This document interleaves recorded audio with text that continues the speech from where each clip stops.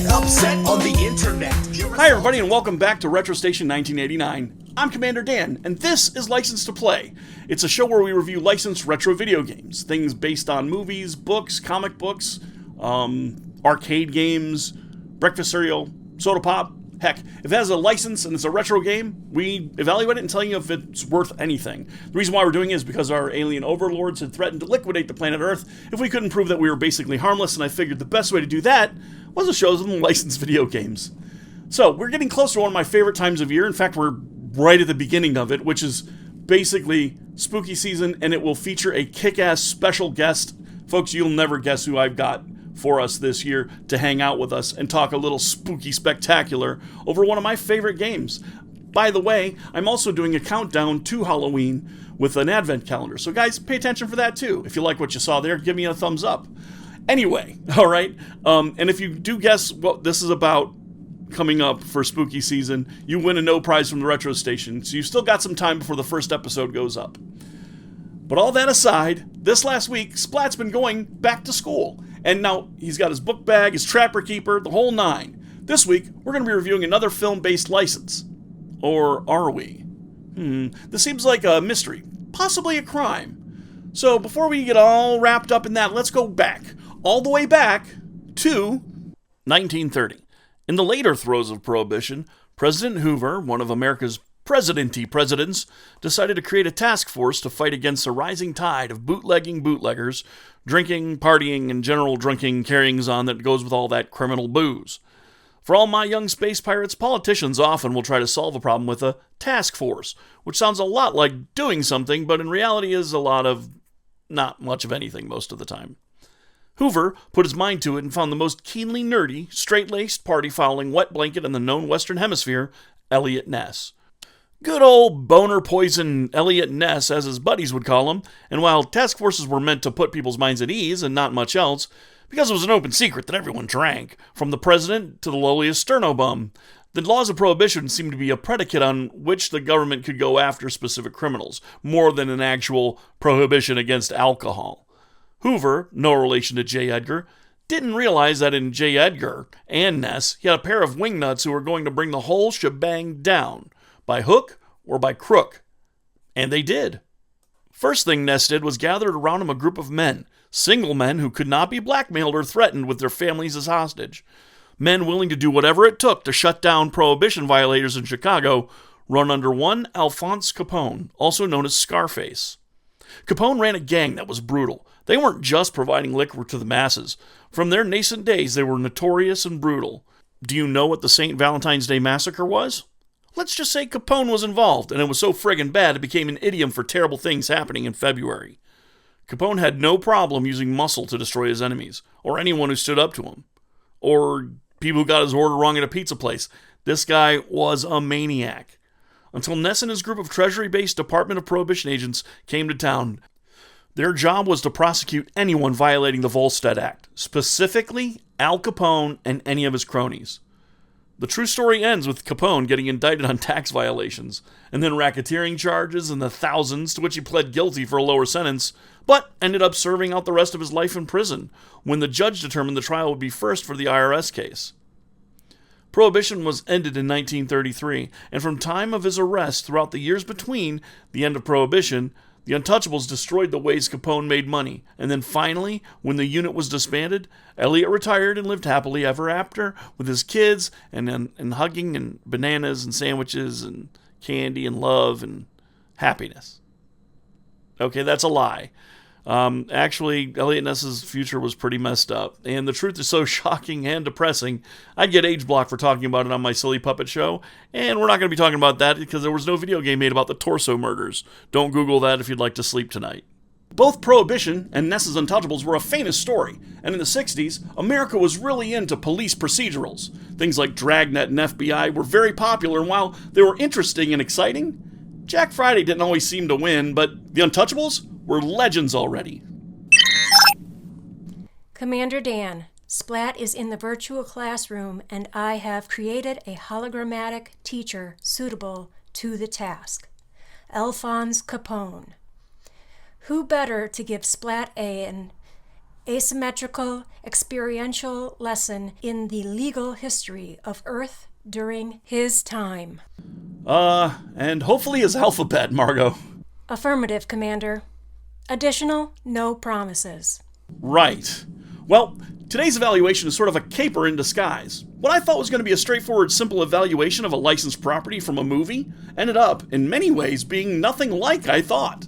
But let's start here in the way back time of 1959, and America was booming. Babies were booming, industry was booming, and the new fad of episodic television was a booming, baby. Gunsmoke and Wagon Train. Oh, and one of my personal favorites, and Margot's, Have Gun Will Travel, were the top 3 television shows in the United States. And of the top 10, the top 4 were westerns. The others were comedies or The Price is Right. People were bananas for westerns, and that phenomenon was only growing into the 60s. One show, however, popped onto the scene, The Untouchables, trying to start a trend of dramatized true crime shows. I mean, we've got CSI everything now. We've also got Law & Order everything now. But back then, there was just one show that came up, The Untouchables. It starred Robert Stack, a well-known film and television character actor, as Elliot Ness. You might know him from, Unsolved Mysteries, maybe, or the Airplane movies. The Untouchables ran for 4 seasons and 118 episodes and had a 2-part pilot. The 2-part pilot aired in April of 1959, which was a truncated version of Elliot Ness's and his Treasury guys taking down Al Capone, based upon Elliot Ness's own memoir, which was being published that year, and was met with some success. It kept kind of close to history, but the original pilot, while produced by Desilu, another product of Lucille Ball and Desi Arnaz's amazing work in television, we talked about that during the Star Trek episode, but once the brass at CBS saw the mobsters, yakety-yakking, and faux Italian stereotypical and idiosyncratic jibber-jabber, they were rightly alarmed at the racist adjacent stereotypes and passed on their show ultimately. ABC picked it up, but after that pilot aired, Frank Sinatra and many others in the anti-defamation organizations for Italian Americans criticized the show, and yeah, probably rightfully so. I mean, check this clip out from the show. The gangster boss sounds like Tony Vivaldi from Last Action Hero. It's kind of insulting. And I'm not even Italian. We don't want excuses, Frank. We give you an important job and you botch it. Well, that's what I'm trying to explain. Everything was rolling good, like a snowball downhill. Then you started using muscle instead of your brain. Even the family of Al Capone made a huge stink about the portrayal of their patriarch, but also mentioned the insensitive way that Italians were portrayed as the only ethnic background seemingly involved in organized crime at all. The show toned it down for the regular series then, and instead of the Untouchables' war with Al Capone mob as the main thrust of the show, in defense of Prohibition, the boys were at war with all kinds of mobsters and criminal organizations of the week, from Ma Barker and her boys to Legs Diamond. Unfortunately, these weren't Chicago-based criminals. These were folks from all over the United States, and the show basically hit the number 8 spot with their Mobster of the Week kind of formula and fell off to non-importance in almost no time flat. It was a disappointment, to be sure, for folks who loved true crime shows, which at the time weren't many. After its 4-year run, The Untouchables were kept on ice until 1987, nearly 30 damn years, until a star-studded movie came along based loosely on the historical record of what happened. Loosely, I say, because a RICO case on tax fraud ain't exactly cinematic. And the director was one of my favorite directors of all time, Brian De Palma. He directed one of my favorite musical horror comedy thrillers, Phantom of the Paradise. And since we're this close to Halloween, you're going to want to check that movie out, My Space Pirates. It's actually a pretty great flick. He directed a lot of other movies, too. But of those, probably my favorite is either Blowout or Phantom of the Paradise. Untouchables starred Robert De Niro as Al Capone, Kevin Costner as Elliot Ness, and none other than Sean Connery as Jim Malone. Andy Garcia plays George Stone. I mean, the movie is dripping with acting swag, and famous playwright and screenwriter David Mamet wrote the screenplay, which gives this screenplay a ton of quotable lines. Like this one. He pulls a knife, you pull a gun. He sends one of yours to the hospital, you send one of his to the morgue. That's the Chicago way. And that's how you get Capone. The movie covers the events of Ness arriving in Chicago and getting the runaround from the corrupt police captain, made to be a laughingstock. Ness isn't getting anywhere until he meets and gets some help from Sean Connery's Malone, who gives Ness the inside track on how corrupt Chicago is and how to cut through the bullshit. So many great performances and so many epic scenes. This movie is definitely a classic of true crime. even if it isn't exactly true. I mean, a lot of the characters in this didn't exist in real life. The IRS guy, what happens to him doesn't happen to him in real life. In fact, he actually went on to a great career as an investigator later on. Like I said, so much went into this film. Even the wardrobe was designed by Giorgio Armani himself, which is why the whole film looks like $1 million zillion. Sean Connery won the Best Supporting Actor award for that year as well. Though, I gotta say, the Academy screwed De Niro out of an award for that year, for sure. The movie brought down $100 million on a $25 million budget, which makes it a blockbuster by anyone's books. And before it was known to be a huge hit, Ocean Software, in its habit of buying properties to create games from prior to their success or failure movies, they created one hell of a game. And one one hell of a weird game and weird mystery as well. We'll talk about that here in just a little bit. Good morning, kid. I'm here to wise you up.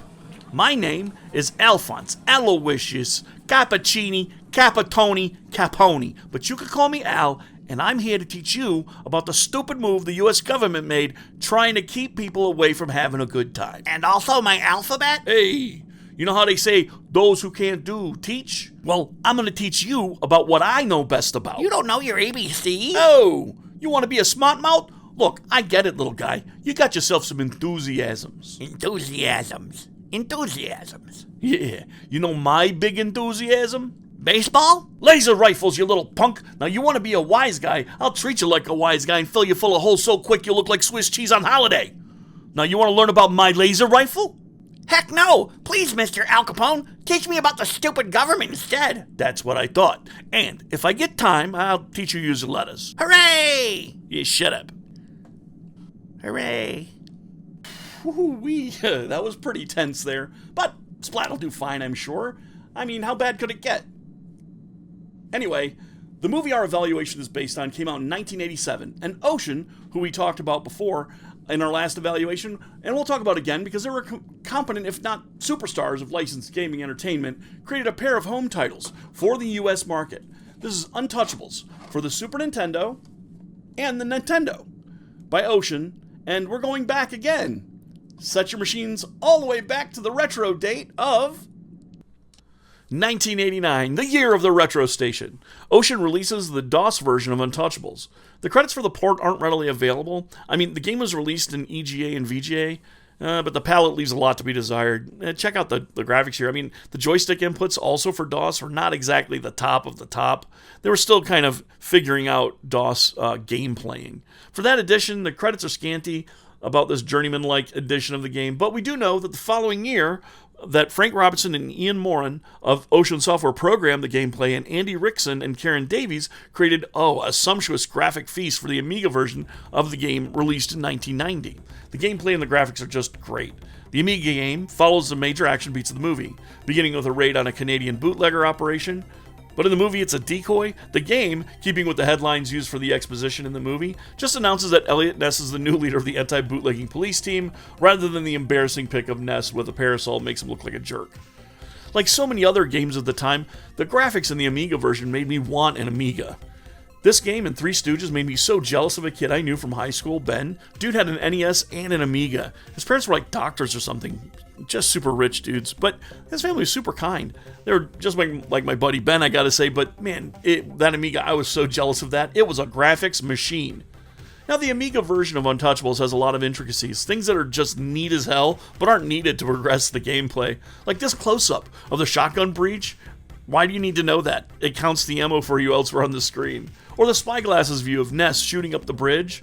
Or this profile of a very grumpy-looking baby who very much resembles a carved portrait of Pig Hitler out of a half-sucked milk dud or something. This baby, maybe we don't worry so very much about this baby's safety, you know what I mean? Just let it slide. Anyway, the Amiga game's graphics are overdone but fun, and the game elements are what the NES version is ported from. Let's start with that version. Porting a game from Amiga rather than DOS for Nintendo, I imagine, took some time, but the NES game is better for it, and while I don't know who specifically handled the programming for this particular game, it seems they farmed it out to special effects software or former Ocean employees, including British ZX Spectrum genius programmer Jaffa Smith, who is so brilliant, there's a Netflix Black Mirror special called Jabberwocky that features a guy who's very much like Jaffa Smith. But we're here to talk NES Untouchables. Let's talk gameplay first. Ocean. I swear these cats will just not make the A button the jump button. B jumps in the one side-scrolling area and A shoots. Everywhere else it's just A or B to shoot. The game is broken up into sections. Section 1 is the street, where Ness and the Untouchables square off with Capone's cronies on their way to their first bootlegging bust. Gameplay for Section 1 is hide behind cover, reload, and pop out, killing the predetermined number of gangsters as you move on to the next alley. The fighting is fast, but you're also on a pretty tight timer, so making every shot count is key. It's tough, but not Nintendo hard or anything. Also, the graphics and speed of play, in my opinion, actually beats the DOS version in every way. There are 3 streets before you arrive at Section 2, which is the warehouse. Section 2, the warehouse, is a side-scrolling firefight where you're collecting evidence from fallen enemies. You're again on a timer, always on the clock with these damn Ocean games, and you only have 10 bullets. Also, the game weirdly censors the maple leaf for the Canadian designation on the crates. I don't get that, but hey, sometimes you gotta protect that IP, am I right? Maple syrup forever, or whatever. Anyways, don't worry about the lack of bullets and health. The gangsters you shoot to gather evidence drop violin cases with either energy, ammo, or a power-up that lets you shoot your gun in rapid-fire mode for a brief time. You know, it's funny they call that evidence. My guy, the only evidence he seems to give a crap about is evidence that Capone's men do not wear bulletproof vests. Finishing up this level, you move on to the ambush in Section 3 on the bridge, just like the movie. This one relies upon your fast reflexes and your instinctive shooting skills. Again, shooting bottles of hooch to gather evidence and roll dodging the machine gun fire of Capone's men. It's kind of tough, but persevere and you'll get through this level as well. If you find yourself running low on health, press up or down on the controller and you switch to your next untouchable guy. So you've got 5 of them, so long as you're not playing as one, your health basically comes back. The level's great. The music in all of the levels, though, for the NES version drowns out almost all the sound effects. It seems after you gather all the evidence and everything, there's no tone that you can tell from. And once you've gathered all the evidence on that level, you're back to the alleys in Section 4.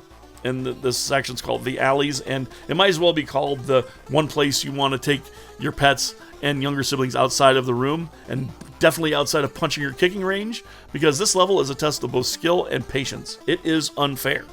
It is a lesson for gamers that life is not fair and you will not be given any help. I beat this game as a kid, and this level, Section 4, seems to be designed to prevent anyone from seeing the next level, much less beat the game and see the ending. Each alley, you need to whack a number of criminals. It looks like it's about 8 after the first alley, and you gain some time on the clock if you finish them off quick enough, but missing it by a second or two will make you want to slap your parents and kick your teacher in the balls. Even your lady teacher in her lady balls. Because this level is frickin' frustrating. If you survive that challenge, well then you've made it to one of the funniest levels in gaming, directing the baby carriage down the steps in Section 5. You'll be nudging the carriage as it rolls down 70 tron-batillion staircases and shooting gangsters, showing both a severe lack of care for the welfare of the kid and also a lack of damn common sense. There are arrows suggesting where to guide the carriage, but ignore those, because sometimes they just lead you to a dead end or tipping over the carriage. So, for no reason. That's fun. Anyway, Section 6. The next section is a shootout with one of Capone's thugs. If you fail, you go back to the top of the stairs in another round of Let's Give a Kid a Shaken Baby Syndrome handshake. And then basically don't mess up Section 6, and you go on to the end of the game, which is Section 7, a multi-stage shootout with Frank Nitti, and the end of the game, which matches up to the movie. Then you get Capone put away for 10 years, and he doesn't seem very angry about it. Maybe his home life's not that great. Overall, this is a fun, if challenging play, but I mentioned a mystery, and here it is. Untouchables has 2 cartridge versions for the NES. One looks like the poster for the '87 movie, but the second version looks like a bunch of jabronis you've never seen before. From the 1993 television reboot, which is about as terrible as you can probably guess. The TV show has one bright light, and I'll talk about that here in a bit, but overall, I don't get it. It's the same game on the NES cart with a different label. I think maybe the license ran out while they were translating it. I'm not sure. That's why, when you look at the SNES version, it's a very generic set of actors, you'd think, standing around in busted-ass suits. It looks nothing like the movie, and it doesn't stop there. Well, those are jabronis from the TV show. And on the SNES cartridge, I'll show you the cartridge here, check it out. Yeah, they show you 4 of the dudes from the Untouchables. I dare you to tell me which one is Elliot Ness. Second, they cut somebody out of the cover art, and the one they cut out, you'll see here in just a moment. The game is definitely brought to the SNES with the idea they wanted to up the ante on the action and set pieces because they couldn't use moments from the movie, or any of the visuals from the movie, apparently. I'm saying the mystery here is the definite lack of imagery from the movie in this game, and it doesn't stop there. You know, I gotta say this, though, it's not lacking because of that lack of imagery. Honestly. You know, from the poster to the images in the game, to the very logo that matches up with the TV series that failed to catch on in the early 90s rather than the 80s gangster classic the original is based on. But let's take a quick look at the differences, shall we? Firstly, the SNES game eschews a lot of the bells and whistles of the NES version in terms of the HUD. You're only playing as Elliot Ness across a bunch of different alleyway galleries, and it's the same premise. Basically, you're shooting gangsters, keeping them getting killed for health and time, and keeping yourself safe behind cover. The next level is now Ness breaking up a counterfeiter, and this is where we really diverge from the movie, and even reality a bit, as Ness is a Contra-like battle against a money press and a damn crane? Who the hell knows what these objects are? But the graphics and music are fire here, and the game goes hard to make me like it, even though it doesn't really coincide with the movie or even the TV show at all. And it goes even more wacky when it becomes like a gallery shooter like the Sega version of Dick Tracy or Cabal, the old arcade shooter on the third level. It's nuts. You're like walking around and it's like you're stopping a gun smuggling ring. Even more wacky, we get a top-down level that's basically the courthouse, but it's Ness rescuing hostages, and wow, until I saw the level complete screen for the game, I didn't realize this was basically trying to be what nobody knows what the Untouchables TV show was, but it basically is the Untouchables TV show, which is only really notable for having actor John Rhys Davies, Gimli from Lord of the Rings, as Malone in it. And here he is, you can see him, he's smoking a cigar right there on the screen, but he's absent everywhere else. I think they just snuck him in. I mean, this game leaves more questions than answers, of course, and maybe we'll talk about the full version in that show at some other time. Probably not, though, but there are two questions we can easily answer. Oh, I want this guy dead. I want your family dead. Your pets dead. I want this station burned to the ground. I want to be able to come here and pee all over the ashes. I want to go... Emergency. End program. Sincere apology. Splat, I am truly sorry about that. I thought the hologram would teach you about organized crime in an historical context. I'm afraid you may not have learned anything today. Oh, I learned something, Margot. Query. What did you learn, Splat? It only takes 4, guess what, chicken butt jokes to set off Al Capone. Also, I don't think he knows his ABCs. Indeed. Wow. Okay, so the question is, does the Untouchables for the Super Nintendo and for the Nintendo Entertainment System have a license to play? Well, let's take a look. You know, I'll say to the Nintendo Entertainment System, if you can adapt to the difficulty of it, absolutely. This game is pretty great, to be honest. And for the Super Nintendo, hell yes. You know what? I wasn't expecting anything that came out of this game. In fact, I didn't want to ruin the end because it's insane, this game. I mean, it takes what you know about the Untouchables movie, and I never watched the TV show, just a couple clips you probably saw that I showed in here on the show and as part of my B-roll. But I tell you what, seek this game out. I think this game cost me $15 because nobody has played it and nobody really likes it because it has that secondary label on it. Also, what's really funny about the secondary label is that they cut out John Rhys Davies, who's, like I said, the only highlight from the actual show. Anyway, so we've got some spooky titles for you guys to watch here coming up for spooky season, and you guys better pay attention because this is going to be great. Again, there's a countdown going on, and if you can guess what our theme is for this spooky season before the first episode goes up, I got a no prize for you that you guys are going to love. And if you like what you saw today, please give me a thumbs up. And if you didn't, well, that happened with the last episode. A bunch of people didn't. Now, if you thumbs down my episodes, I don't mind that. In fact, if you disagree with something I've said, tell me down in the comments down below. We'll discuss it. We'll argue about it. We'll fist fight. Well, we won't fist fight. We won't even go that far as argue. But we'll discuss it. I'm a normal person. I like to talk about things. And if you did like what you saw, do give me a thumbs up. And if you really like what you saw, please subscribe and hit the bell so you get updated. In fact, I believe Applied Cryogenics let me know that they weren't getting updates for my channel. That's kind of a bummer. But it's okay. And welcome aboard to all the new special folks here who are space pirates now and forever. I love you guys. I really appreciate all your support. Honestly, it's amazing how much great support I'm getting here recently.